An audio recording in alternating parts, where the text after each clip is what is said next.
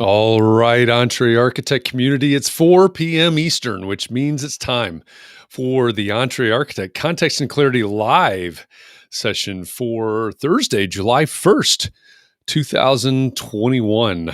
Welcome. Thanks for joining us. July. We made it to July. I think that means we're halfway through the year at this point. As you get here, say hi. Let us know that you're here, and let us know where you're joining the conversation from. The great thing is about this Context and Clarity Live and this format that we use is these conversations can spread all around the world, and they do spread all the way around the world on a daily basis. So it's always fun. It's always fun to see where you are, who you are, where you are in the world. So let us know. Say hi when you get here. I see Pam. Hi, Pam. She said the siblings win. Oh, I get it. Christian and Margarita were number 1 and number 2 in today. Maybe we have to send out a pair of crocheted bathtubs for that win today. Pam's joining us from San Diego, Margarita from South Florida, and Christian from Ithaca, New York. Benito, welcome back from Atlanta. Kurt, welcome from Flint, Michigan. Hello from Western New York. I'm going to guess. Let me see. Who's that from Western New York? Well, it's not user. Christian. Yeah, it's not Christian unless he's on 2 platforms. Is that Linda? Why? Okay, so that's interesting. I was about to say that must be a Facebook user, but that says LinkedIn user. I wonder if we've got a LinkedIn issue at the moment. If you are showing up on the screen right now, labeled as Facebook user, you notice that there are others like Pamela Magnus down there. She shows up as Pam with her avatar there on the screen. If you're showing up as Facebook user and you would not want to be Facebook user, but you would rather be your own name and your own picture, then you need to give Facebook permission to talk to Restream. You are inside a private Facebook group because of the privacy policies, which we respect. We don't want to give out your information if you don't want it given out. But if you would rather your name and picture pop up, go to the URL that is on your screen right now, chat.restream.io/FB. And that will that'll give you the ability to give Facebook permission to let your name and picture and things like that come out. So that's that housekeeping. But thanks for joining us today. We come here every week on Thursday at 4 p.m. Eastern for one reason. Number one, to feature a guest that we have right now in the green room, but also to find clarity around the things that matter most to you, the architect.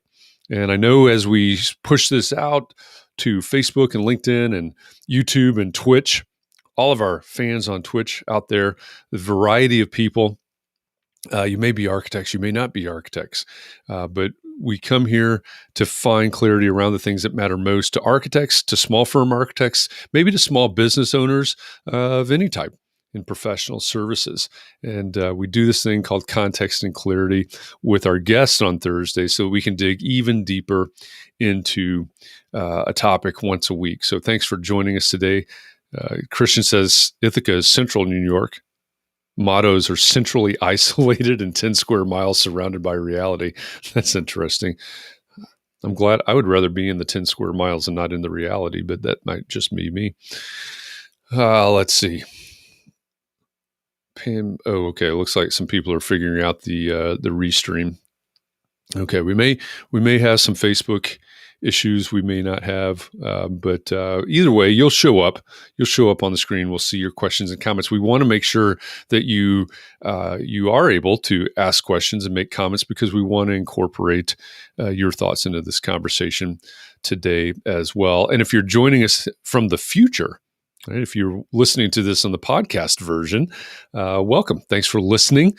We do this. We take our Thursday conversations with our special guests, and we publish that as a podcast every Monday afternoon at noon Eastern so that you can consume these conversations from wherever you want to do that. So welcome to all of our podcast listeners out there as well.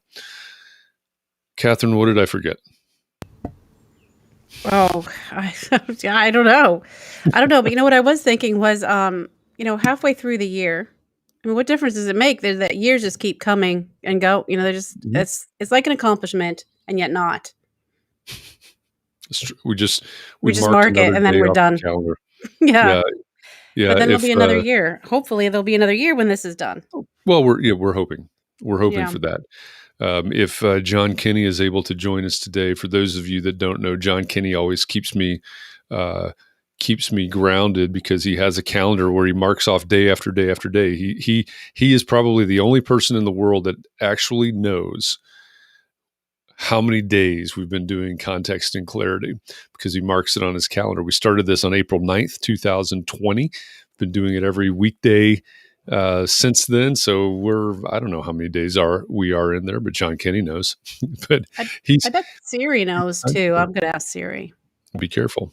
She may not ever shut up if you wake Siri up. Brian McCartney, we see you out there on LinkedIn. Mark LePage. Hi, Mark, from sunny North Carolina. Rain is on your way. Yep.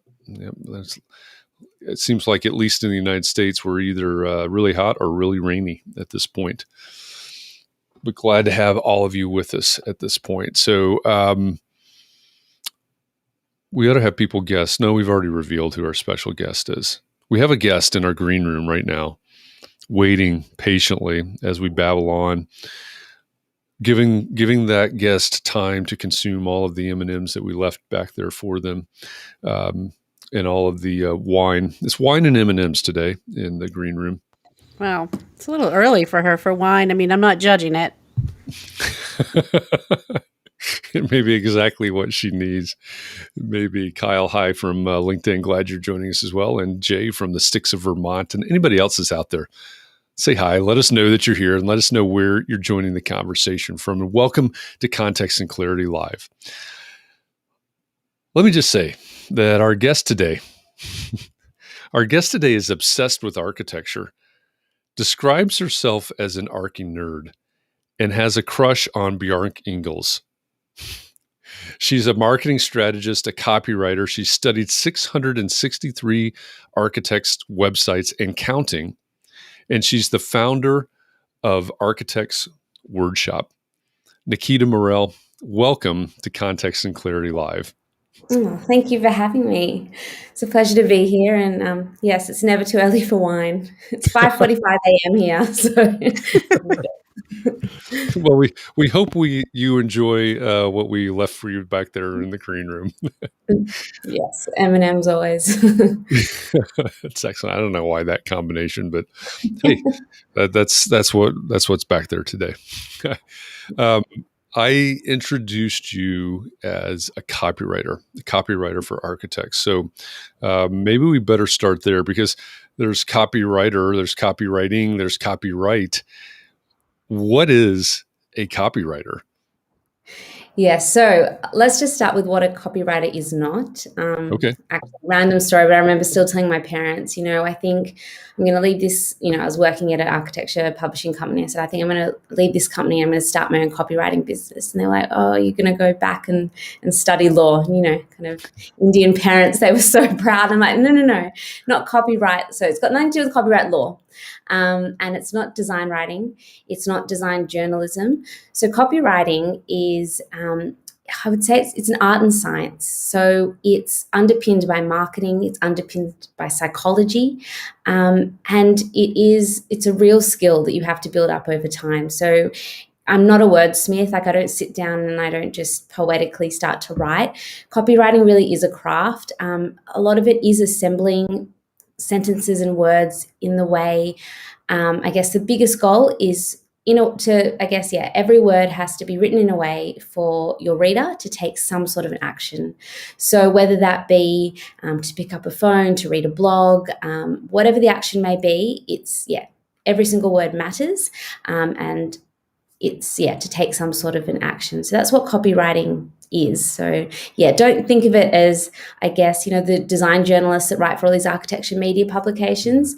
It's not that. It's writing to, I guess, have some sort of an emotional response. So where do you apply copywriting? Are there different? Is it restricted to certain places, or where do you apply your skill?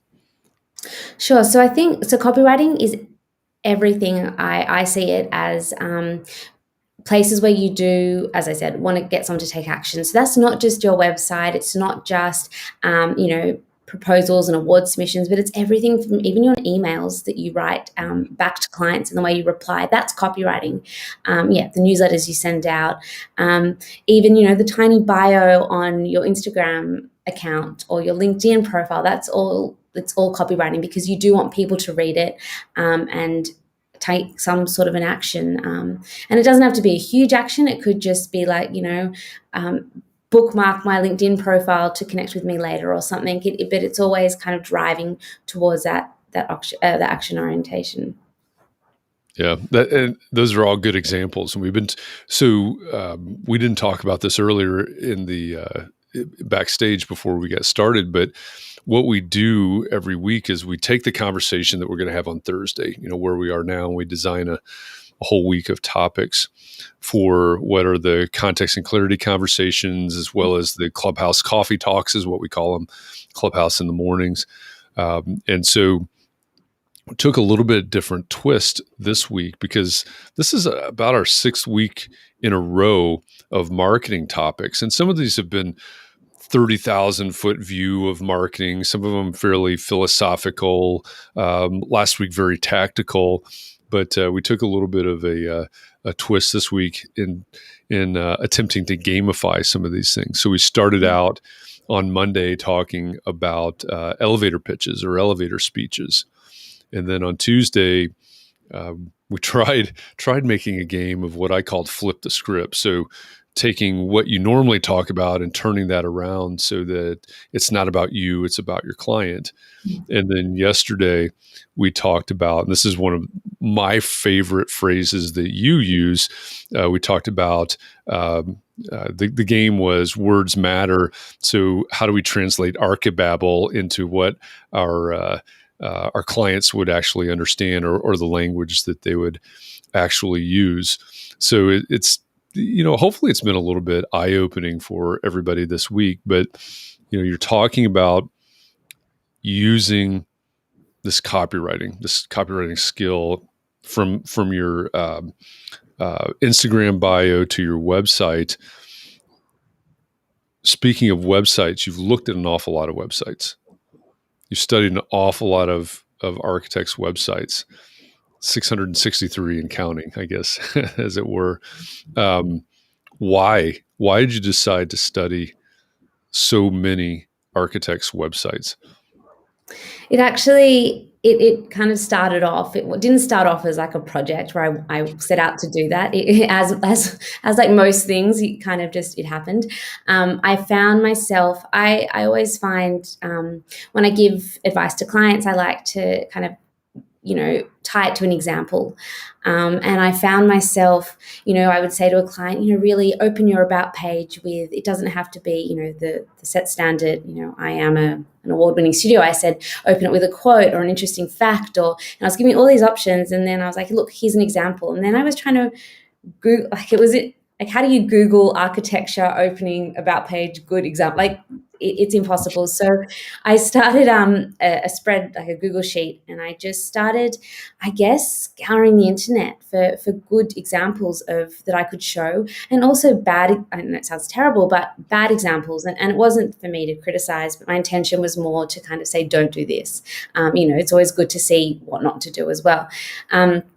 So it just started from there. So I guess to get to 663 websites, I went on to a lot of like awards, architecture awards that exist out there. And I would go through and get like almost, kind of scour and get all those websites and put them in the list. And then I would go through, Design and Arch Daily and see all the ones that were emerging and upcoming and put them. And then just a lot of Googling, like architects in San Francisco, or like just picking random cities and hoping that I would stumble upon, good websites. But it took months and months and hours, as you can imagine. Yeah. So we have a request. First, I have a question, because it's been bothering me since I heard you had done 663 website visits.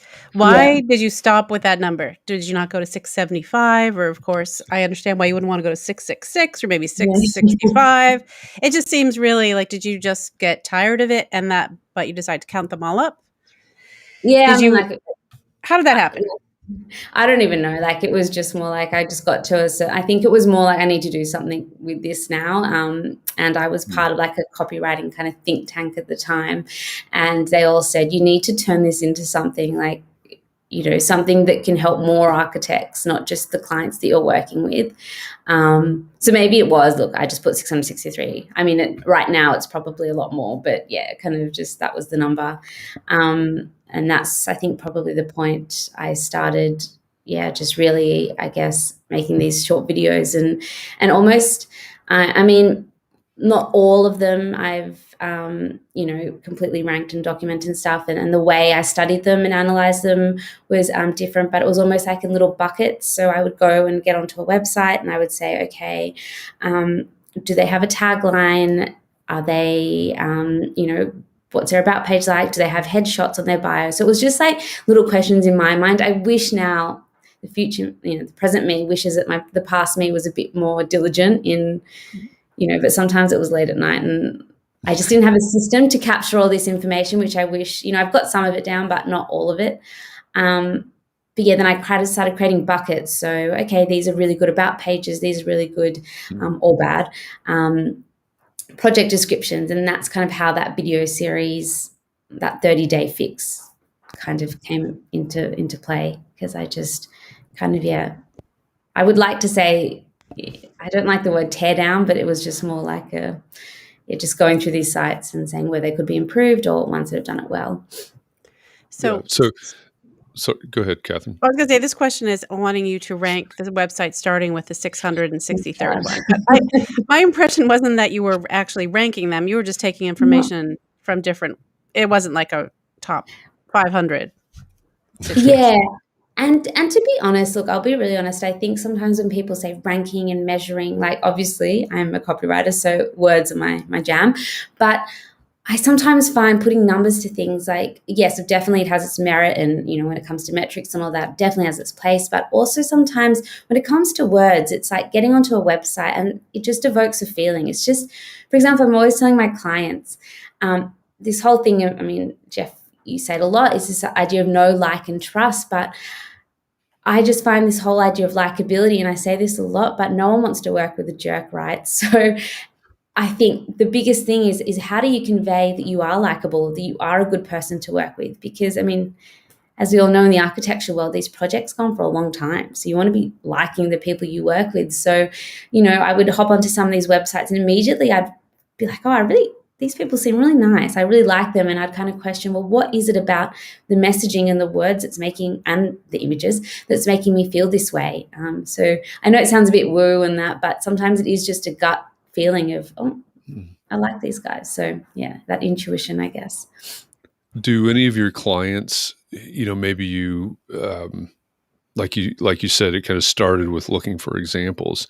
Yes. Do any of your clients say, okay, well, that's an interesting example. How do we know that works? Or how do we know that's actually doing what we think it's doing? Does that make sense? Yeah. So you mean as in, like, if like it's getting that same resonating? Or yeah, you take an example. Hey, client, here's your website. Here's an example of something different you could do. Okay, well, that's great, but how do I know that's actually going to work? Do you ever get questions like that? Yeah, and definitely, I think the thing is with the way the industry is, as I said, it's a slow, long, complex process. So you don't know exactly what's working all the time. But definitely what I do is, with my clients, I go back, just say I give them I rewrite their website copy. I usually go back and have a calendar reminder in a year's time or even 18 months' time to say, hey, what feedback have you got? Any, a lot of people don't give direct feedback, but is there, getting more the right types of clients through the door? So that's a good way, I guess, to see if your copy is working. Again, it's very hard to pinpoint and just say it's just the copy. It could be that you've put up a really great new project, but Sure. sometimes, yeah. I mean, it's a very, very hard thing to measure. And that's maybe why a lot of people kind of put it on the back burner. But again, I guess that feeling of trust and credibility, it's a hard thing to measure. But if you get it right, like by putting testimonials on your website, that can build trust in which, people are more likely to pick up the phone. But yeah, it's a hard thing to measure. Yeah, hopefully I've answered your question. Well, yeah, no, you have, and we talked about this on Clubhouse a little bit this morning as well. I think from my point of view, and I've not studied 663 architects' websites, but I do have a pretty good feeling that many architects have websites that are not necessarily oriented at a goal of, getting more clicks, right? Getting more people to the contact us form, or frankly, I think there's a lot of architects' websites out there that don't have a defined goal, but I wasn't planning on saying it that way. Yeah. Yeah. So I think if we don't know what the goal is, and if we aren't working towards a goal, then it's got to be hard to measure. Well, that's it. And I always say, look, your website has a job to be done. And this idea of job to be done, it's in the marketing world.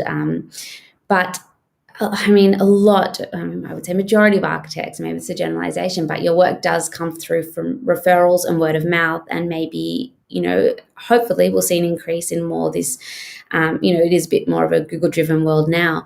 But maybe the job of your website isn't to get, a whole heap of leads through the door. Maybe it is just for a referral, or someone who's been referred to your company, to go onto the website and feel confident that, yes, this is the firm for me, and I'm going to, just to kind of reinforce, like most people do, even when they get referred, a dentist or whatever, you'll just pop their name into Google and just have a look, like you just want to see.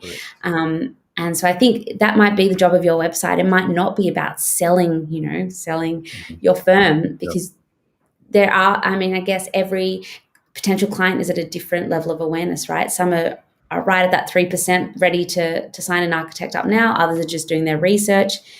Others have never worked with an architect. So if you find your ideal clients have never worked, maybe you're a residential firm and your clients have never worked with an architect. So the job for your website to be done is to educate them and to say, here's how to work. This is what to look out for when you're hiring an architect, or, educate them in what an architect does. So yeah, different jobs for different websites. Yeah. And it's important to say too, right? When I'm throwing out this idea of, driving people to a click or something like that, we also have to really understand that hiring an architect is different than, going to Amazon and ordering a backpack or something like that. It's a completely different transaction, obviously. So that's a really good point. It's an interesting question from Christian. Yeah. So I was talking about this at Clubhouse this morning because I noticed it says, while you didn't mean to offend anyone, I suspect some people might be upset. Did you get legal advice before posting the videos, et cetera? And I did notice that you offered to give them reduced cost work or free work if they were upset and needed some help. Did anyone take you up on that? I was wondering about that. No, and I definitely did. I'm lucky to have an auntie who's a lawyer, so she did go through, and I was like, if I put up examples, am I going to be locked away? And she just said, no, there's obviously the legality to it, but apparently if you use examples with the intent to educate, and you're not just, I guess it's, I'm not trying to rip them to shreds, and that's legally I'm covered. So that's good. You didn't go from Archi-babble to prison copywriter. That's a good thing. I don't know. Someone might be still out there wanting to get me. Who knows? Well, now that they've heard about it on Context and Clarity, they're probably headed straight there. Which, by the way, if you, I saw Liz said a minute ago that she made it through 15 of your videos. So thank you for this wealth of information. If you want to find Nikita's videos that we're talking about here, there's probably the easiest way to do it. I'm going to put this up on the screen right now. You can go to nikitamorell.com, which is, as you might suspect, is Nikita's website. And there is a a tab up at the kind of in the top right that says "Watch this," and you can find all of the videos that we're talking about, that we're referring to right now. So NikitaMorell.com, and if you're listening on the podcast version, it's Nikita, Nikita, and then Morell, Morell. So NikitaMorell.com is her website, and you can find those videos, all of those videos there, and check those out, because there is a great wealth of information there, and I'm pretty sure that none of us is going to go to the extent that Nikita has to study that many websites and go through that process. So check those out. I know a lot of people, a lot of this audience, a lot of our context and clarity audience are small firm architects, because we are pushing out to LinkedIn and beyond the Entre Architect Community Facebook group. There may be other small business owners in the audience as well, which I think is a very, very similar situation. So one question would be, like the one on the screen. Let's see, from Jay. It says, I'm looking at your packages and most of the architects here are solo. Are these focused back to the videos, I guess, are these focused on large firms or small firms? Or do you see a difference with the things you're talking and teaching about in terms of the size of the firm? Yeah, it's a great question. Not obviously, but I do service all different sizes of firms. But yes, with the larger firms, I seem to be talking a lot more to the marketing managers and filtering, I guess, what I'm teaching and supplying writing through them. So it's a bit more, I think sometimes the larger firms, there's a little bit more copywriting by counsel. There's a lot of us trying to get them out. Whereas with the solo architects, it's just smaller firms. So in terms of the fundamentals of copywriting are always going to remain the same, no matter how big or small your firm is. And I think that's a big thing, is a lot of the smaller architects come to me and they say, but I don't have 20 beautifully professionally photographed projects to write about, or I don't have this, and they feel like there's a lot of lack in terms of they're almost comparing themselves subtly to these websites of the David Chipperfields and the Koichis of the world. So I think it's this idea of kind of applying the fundamentals of copywriting to different size firms. So you, I guess, tailor it and target it to your firm. But this idea of, writing for ideal clients, making sure that the words resonate with them, it's always going to be the same. So, yeah, that makes sense. I mean, it's, the words are there. We're not, and we're not, it doesn't, because you're a bigger firm, that doesn't mean you use different words. So Jay follows up with, he needs copywriting for his questions. Go ahead. Sorry, just one thing, just to add, maybe just to add to that answer I said is, I think sometimes the larger firms with the bigger brands, because they've got that brand awareness, they can get away in terms of their words and their copywriting, maybe pushing the boundaries a little bit, or because they've already got that awareness of what they do. Whereas the small solo firms, if you don't have that brand awareness and, the average Joe hasn't heard of you and doesn't really know what you do, then maybe your words have to be a little bit more explicit. This idea of, we help families live in houses for longer, or whatever it is, like that idea of that value proposition might need to be a little bit more direct. Whereas with these bigger firms, they can maybe, and I speak generally, but can maybe be a bit more poetic and that, because they've gone through that stage of awareness, and they're kind of at the other end. So if you're a small firm, maybe you're a startup, or maybe you're a solo practitioner, how do you, because in that situation, and again, this could be a solo practitioner accountant for that matter, but you're juggling a lot of things, right? You're wearing a lot of hats. You've got to do your invoicing. You've got to do all of this.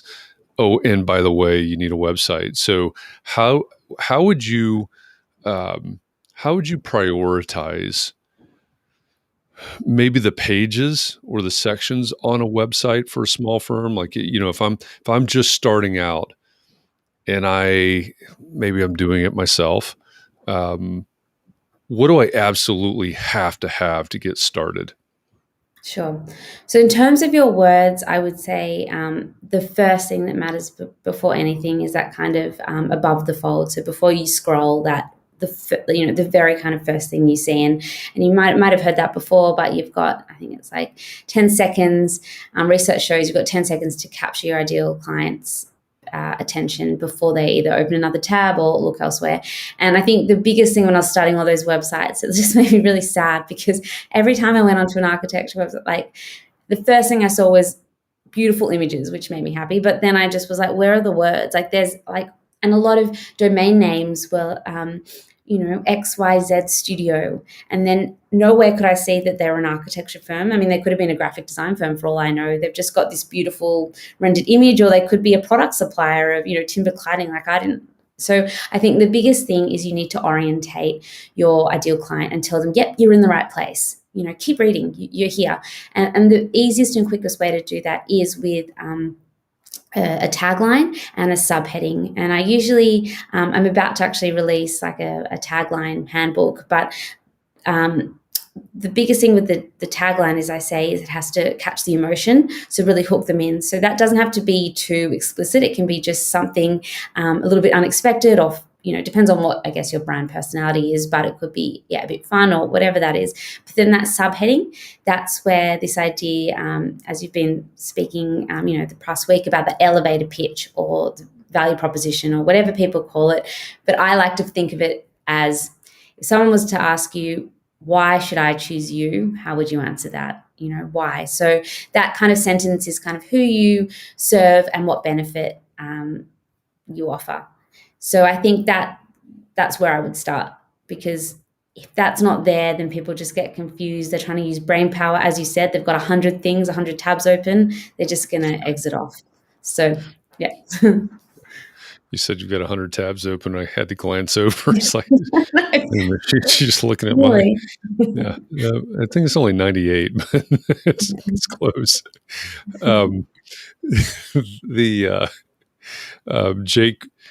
Jake has a good question there. I think it's sort of an extension of what or maybe a good follow up to what we were just talking about, right? If you're just getting started, because a lot of small firms, a lot of just getting started are in this boat. Is, what if you don't have a lot of photographs? What if you don't have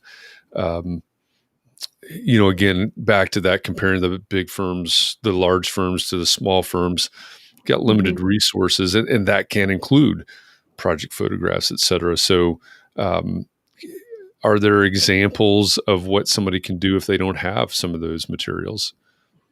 Yeah, definitely. So, I mean, the first thing is I always direct people to John Elway's website, because he's an Australian architect, and I just think the way he has one project, it's a one-page website, but the way he's told the story is just brilliant. So I whenever someone says, but I don't have that many projects, the first thing I say is go check out this website and see how someone's done it. The second thing, which actually is something I've been thinking about a lot lately, I guess I'm in the process of either creating a framework around it or writing an essay, I'm not sure yet, but is this idea of, okay, so if you don't have projects to show, like I just find the more and more I talk to architects, is the thing that really differentiates every single architect is the process that you go through, and this process of obviously problem solving and all that. But I feel like, and I could be wrong, and that's why I'm putting a disclaimer, I am exploring this right now, but I feel that the way the process architects go through, the design process, a lot of them take it for granted. And I did put up a post on LinkedIn the other day, saying that it is second nature to you. You think, well, yeah, that's just how I do it. That's just how phase 1, phase 2, pre-design. This is how I go through a project. But there's so many subtleties in the way you do something that you probably take for granted and objectively not seeing it. So my thing, to answer your question, is to communicate the way and the how you do things. So why do you do it? Why do you do this in this order and not that in that order? And how do you communicate that? And, for example, so many architects say, we put a lot of effort into the brainstorming phase and look at ideas and concepts. How? Communicate your how and that design thinking. Like when you say design thinking, what do you mean? Be a little bit more, I guess, grounded with your words and the way you communicate. And it doesn't have to be words. It could be a video, it could be an illustration or a flow chart. But if you don't have the projects to show, and I come across a lot of architects that say, well, I've just been working at a huge firm and now I've gone off on my own and I'm not, for confidentiality reasons or whatever the reason might be, is I can't use any of that work because it's not actually mine. I just headed up the project. So what do I do? And that's one way to do it, is to really put that emphasis on your process. Another thing is, I think it was Seth Godin in one of his interviews, it could have even been the context on Chiron, but he said, create fictional projects for yourself, create competitions or put work that you just got in your mind and put it up there, that it doesn't have to be real. If you can tell a good story and again, showcase your thinking behind it, that's a great way to build trust. So yeah, sorry, that was a long answer, but something I'm actually quite passionate about exploring as well. No, I think that's great. A great answer because, sorry to cut you off, Katharine. I was just saying it was a great bunch of information and advice. So thank you. Yeah. And I think it applies to an awful lot of people in this audience, probably most people starting out, or even, if you're trying to maybe pivot a little bit, that probably applies as well. So you mentioned John Elway, gelway.com. Does that sound right? Yes, that's one. For URL. Okay. So we're going to post that here on the, I'm going to grab the URL and we'll post it in the, on the screen here in just a minute. So if you're listening to the podcast version, Nikita was referring to John Elway, Ellway. He's an architect in Australia, and his URL is gelway, GELLway.com. And I was just scrolling through it a bit, and he has one project on the site, but you scroll and you scroll and you scroll, and he walks you through a great story on that. So check that out as an example of what you can do when you don't have 24. I think that was Jake's question. You don't have 24 professionally photographed projects. Well, here's a fantastic site, and there's one project. It's a great example. Go ahead. In relation to the last, what you were talking about, describing our process, Jay says, my process can be lengthy. How much should I include on my website? I guess we could all go on about that for a while. What kind of details should we go into? Yeah, so I think I would see it almost like a movie trailer, right? You just want to give the teaser and say, this is kind of how it works. And then again, thinking of that, what I said right in the beginning of this chat is this idea of, drive them to the action.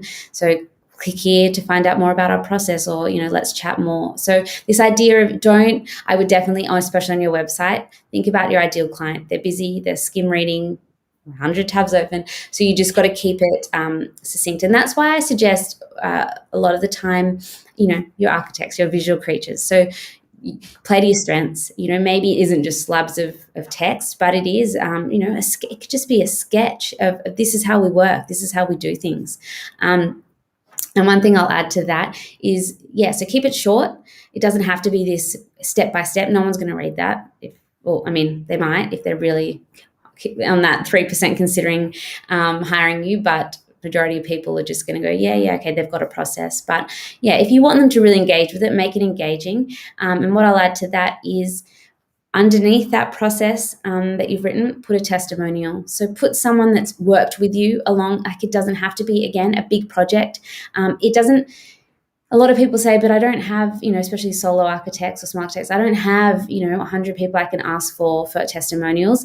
That's fine. I think preference is ideally you'd want to interview or have testimonials from past clients because they have gone through that whole process. But if you can't get a hold of that, then have a testimonial from, a peer, a colleague, an industry expert, a contractor, anyone that's worked with you and gone through a small or long process. Again, I've got a handbook that's coming out about how to write testimonials and the best way to ask for them in a non-awkward way. Again, testimonials, it's copywriting. They're copywritten. You do want them to sound raw so that they're not edited and they sound salesy. But get someone to say, I really enjoyed the process. I felt confident to make decisions, whatever it is. But then you've said, here's my process and here's some social proof that it works. Yeah. When's that coming out exactly? So we can be Well, waiting for it. yes, I'm actually about to launch a course called the Site Smart. So 12-week Get It Done website accelerator. So it's all going to be part of that. So it's pretty much just helping architects just get their website copy done in 12 weeks. So Nice. August is when it will be out. Nice. Very nice. Yeah. I think when you're talking about getting those testimonials, and maybe this is what you're talking about, I really like the idea of, having a conversation with your past client, sort of interviewing them, and you're not trying to put words in their mouth, but leading them in a direction, right? Helping them help you tell the story. I think there's a lot of value in getting a testimonial that says what you need it to say for the social proof. Again, not engineering it, not manufacturing it, not putting words in their mouth, but leading them to say something that other people like them, that would resonate with other people that are like them, I guess. Yeah, and with testimonials, I always say, if possible, to always get a headshot of the person, because as people, human nature, it's intuitive. We like to see faces, and then we kind of look at a testimonial and go, oh, I know it sounds terrible, but oh, hey, look, they seem like me, and that, I guess that's that mirroring in from a psychological perspective, that mirroring and thinking, well, if they've had a good experience, I'm sure I will. Yeah, and look, I cringe every time I see a testimonial that was like, Nikita was amazing, or, you just think, it can't, like, I think it goes deeper, and Jeff, we've had this conversation before, that's why it is copywriting, because, for example, when you ask for a testimonial, I have like a set of questions I ask, and is that before and after transformation? So it's kind of saying, like, what were you struggling with before, or what made you reach out, and did you know you even wanted to work with an architect, and how's your life now? What's your family doing, or your partner and you, how's your relationship, or if it's a commercial project, how are your workers, is that the productivity increased? So it's just that, I guess that before and after, and how you helped them in that journey. Yeah. I want to take half a step back too, because you mentioned a couple of minutes ago, you mentioned that the idea of a movie trailer in relation to the process. I think that is such a good example. It's such a good analogy, because, if, number one, your clients don't really care what your whole process is. I hate to offend you, but they don't really care what your whole process is. And if a movie trailer included the entire plot of the movie, what would be the point, right? Why would you go see that movie? Would you even sit through the entire trailer? And no, because then it's a movie. So I love that. I love that analogy. Give the movie trailer version of your process. That's a good one. When we're thinking about, again, the small firm, how do you do this? How do you prioritize this? Understanding that a lot of small firms and startups are probably going to be doing some of this work themselves. Is there a natural breaking point where you say, you know what, you can handle this much on your own, but then you might want to start talking to a professional? Is there a line in the sand where that comes up, or how do they judge that? How do they prioritize that? Yeah, look, I think deep down, everyone kind of knows when their words aren't spot on and fitting with their practice. I mean, you know, right?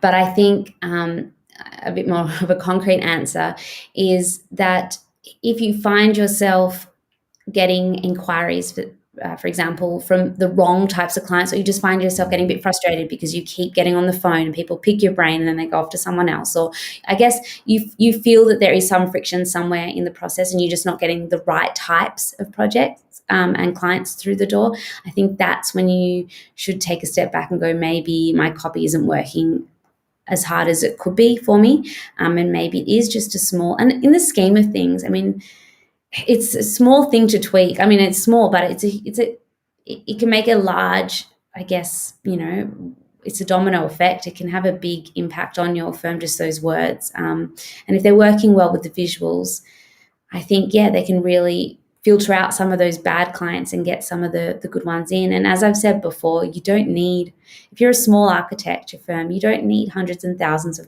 clients. I mean, you only really need a handful of really great ones. So how do you get those ones in the door, and get them to choose you? Yeah, that's a great question. Or a great point. This is a good question, Katharine, from Christian. Okay, so do you see a difference in websites from various countries and languages? And he had asked a question previously about whether all of the 663, were they all in English? Yeah, it's a great question. So admittedly, majority were in English, but a few had that translate up the top. So I, definitely did some Spanish. There are a few, there's a lot of like smaller firms, even in India, in Asia. But I think the biggest thing is with those sites, and I've worked with clients in Portugal and that as well. And I think, as I said before, the fundamentals remain the same. Like humans, wherever we're from, this psychology, and that's, as I said right in the beginning, that's what underpins copywriting, is this idea of you trying to get people to resonate and respond. And so if you know who your ideal clients are, I don't think it matters where, there isn't a big variance between countries. Obviously, there's differences in the market and your ideal clients, but it is, from a copywriting perspective, it's just translating that into words. So no matter what language you speak, it's just that same translation. So obviously there are differences and small nuances in the way your copy will be written and the way it will be presented.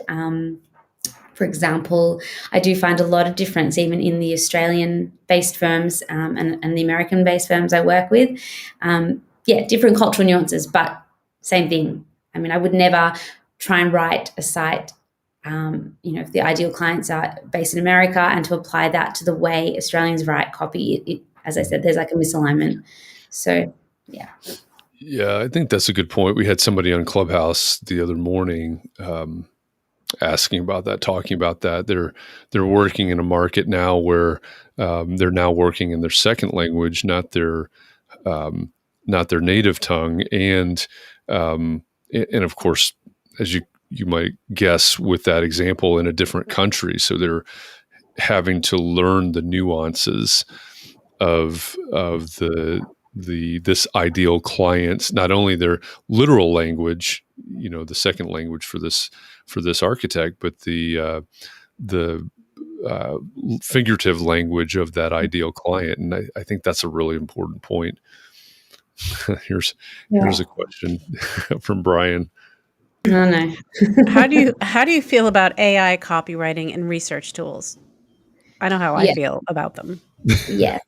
Look, I mean, they're there and they exist. And I mean, the biggest thing, I mean, if I'm to be honest, for a long time, I just was like, I'm just not going to like engage with that. But really now that, it's becoming more prevalent, the biggest thing for me is that I just don't think you can, that human, the research that is done for copywriting. I know there are a lot of research tools, but the conversations that I have, and all my conversations are, recorded and transcribed and that, but I don't think technology can replace that. Like this idea of probing deeper. So for example, before I ever write a word of copy, and this is a good point about copywriting, is, if someone comes to me and say, hey Nikita, I need you to rewrite my website. There are a lot of copywriters that will sit down and be like, cool, okay, sure, I'll just start writing. For me, I would say a whole heap of my time goes into that front end of research. So what I mean by that is I will interview, 5 to 10 or 3 to 5 of your past clients, for 45 minutes to get an objective view and to see the language that they're saying, instead of saying all this Archi-babble, that's where that real language is, especially for resi clients who have never worked with architects, they might say, oh, I just feel like my doorways are too, what are they saying? And so then that's the research. And then I do things like, I trawl Reddit, Quora, all these online forums to see what are these conversations of people who are looking for architects, like what are they actually saying? So that, I guess, is I don't know. I don't know if AI and Well, can do that yet and have, I don't yeah. know. Yeah, and I, let me preface this by saying I'm no AI or machine learning expert, but Mm. the whole concept is, of course, the AI can process much more information much faster than we can. But you made a really important point a minute ago, which was that probing deeper. And to my knowledge, the AI or any sort of machine learning can't do that, right? It responds to the information that's already there, right? It's looking for patterns and doing all of that. And, when you're talking about probing deeper, and we're trying to probe down into the emotion, right? The emotional drivers of why is this a need? Why is this a pain? Why is this a problem? And get down as close to the emotion as we can using the 5 whys or whatever technique that you want to use to get there. And to my understanding, my knowledge, I don't think the AI or the machine learning can do that. So, yeah, I think absolutely in terms of processing a lot of information, but I would, if it were me and what I know and what I understand, I would rather pay you the money to do the deep probing and the research and produce copy than I would pay somebody that has an AI to just gather information, because I think I'm going to have a big edge if you're probing deeper than somebody that's just shoveling up all of this information. I might be completely wrong on that, but I think that's the way that works. I Wait, agree. can I? What? Yeah. I'm just confused about what are we talking about? AI? Are we talking about artificial intelligence? Is that? Yeah. I mean, how do you can actually hire us? I mean, I hope we're still hiring people instead of having. Yeah, but it's a big. I shouldn't say that too loud. Especially with like Facebook ads and that. I'm seeing a lot of you can get a whole ad written by AI. Is that why it doesn't make sense sometimes? You think, what language does this person speak?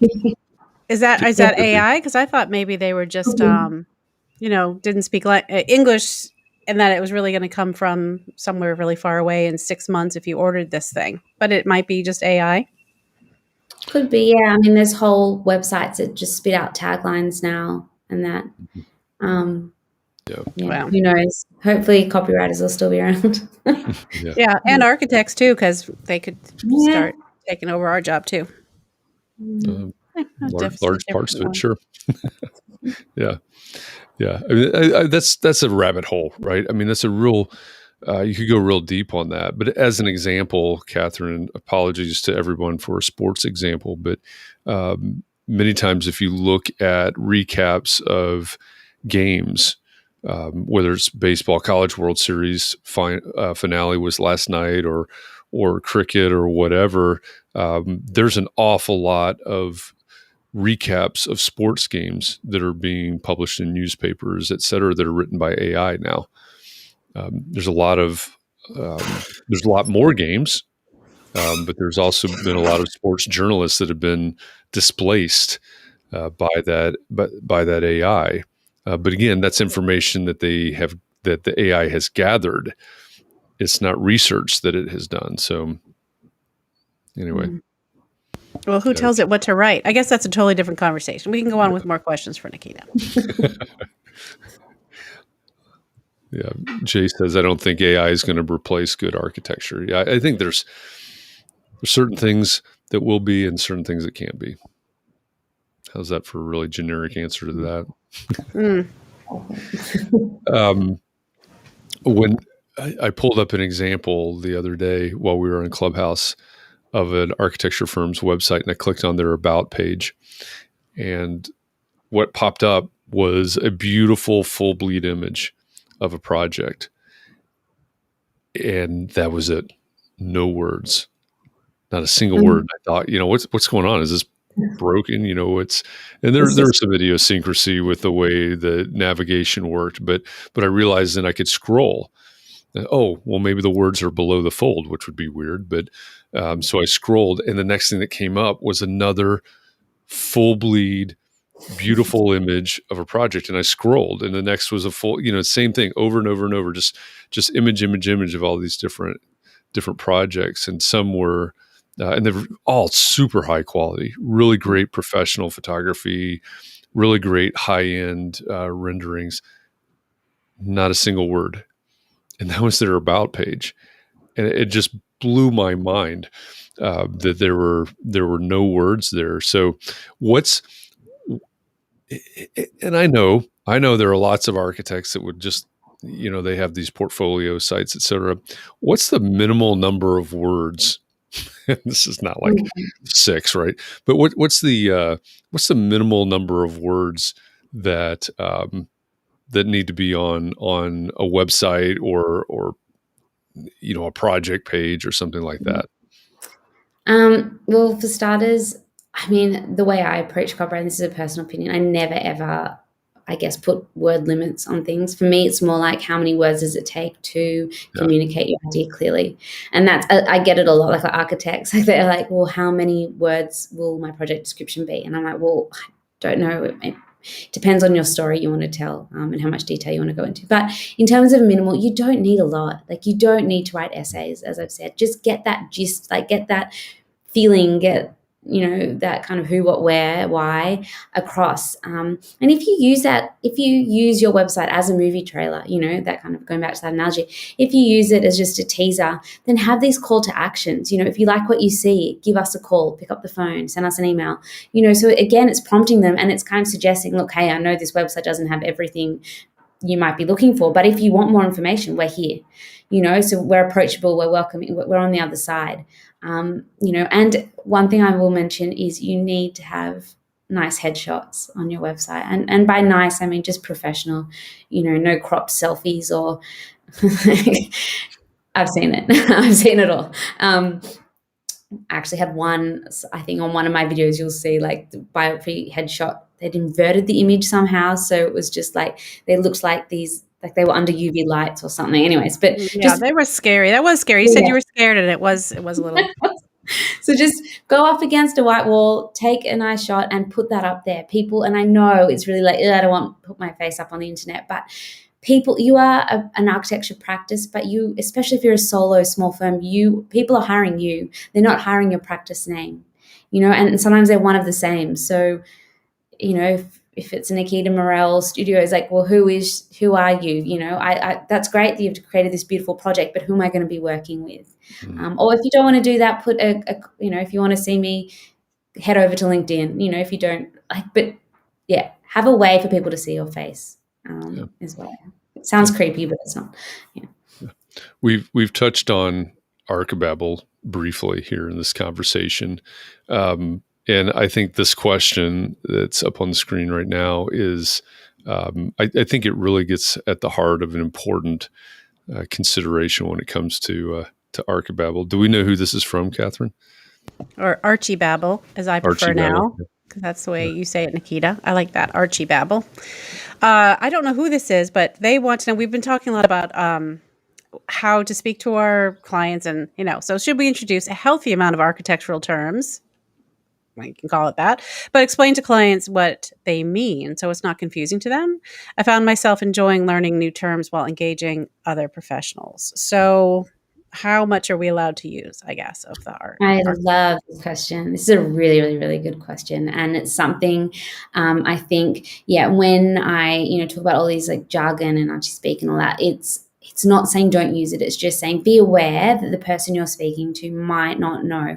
So I mean, the question kind of answers it, is that definitely talk the language of architecture. That's your language, but make sure you follow it up with, what you mean by it. So, for example, sustainability. It's a term that gets thrown around, and people hear it in all different industries, but they might not know what it means to you. So, what in a lot of the websites I write, I'll say,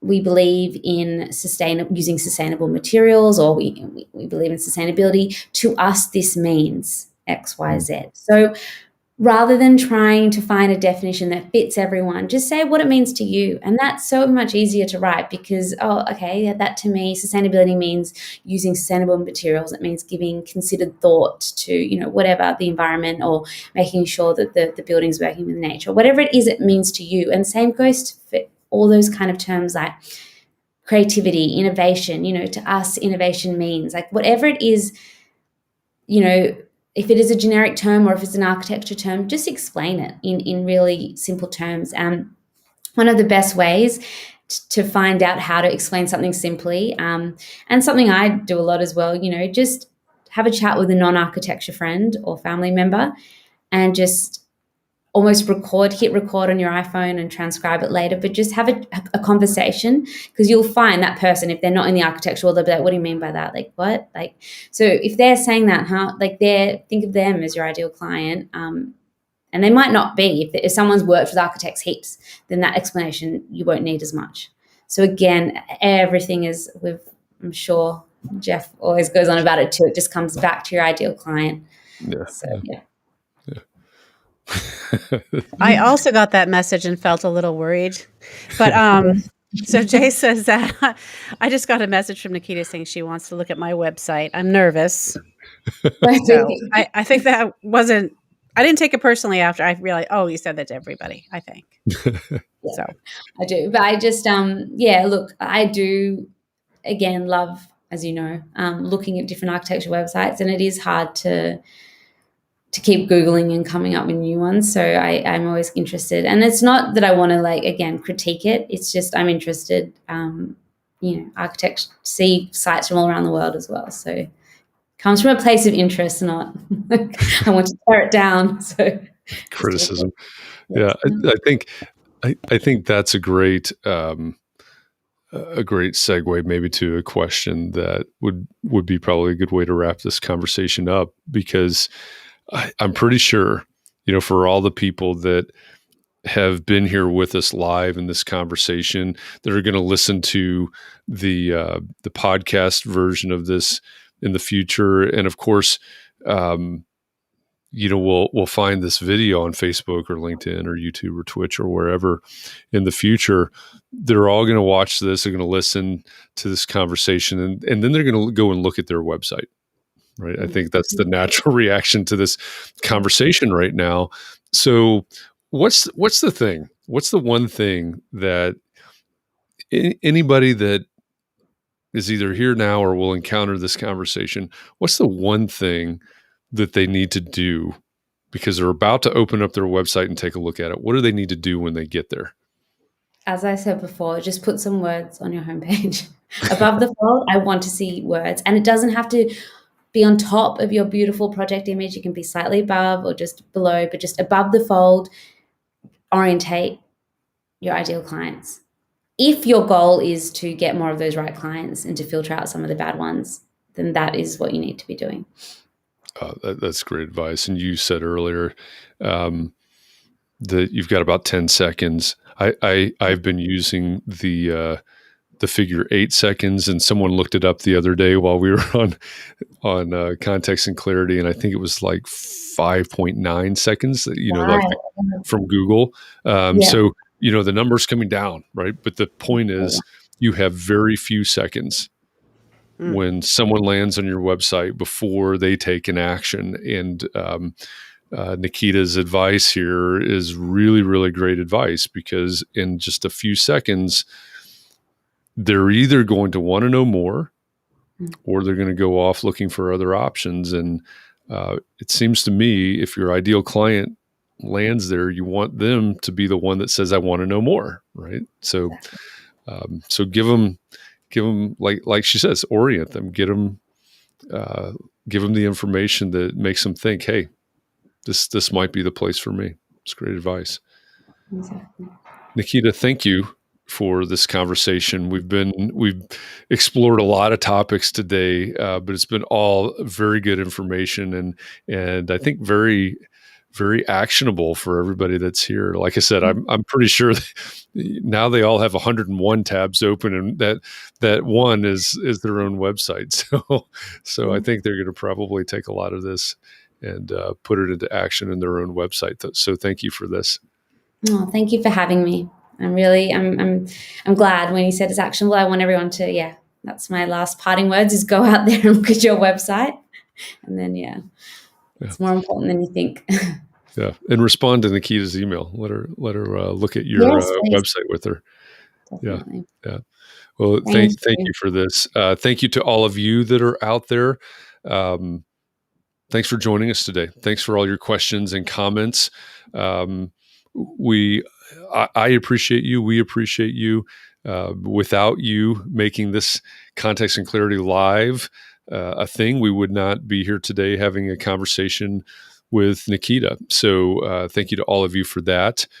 As many of you know, we are headed towards a 2-week break. We will have our Context and Clarity conversation tomorrow, but then we're going to take a couple of weeks off.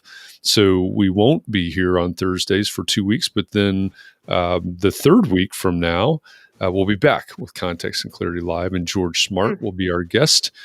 George is usmodernist.org, I believe is his website. Really interesting character. Really looking forward to talking to George.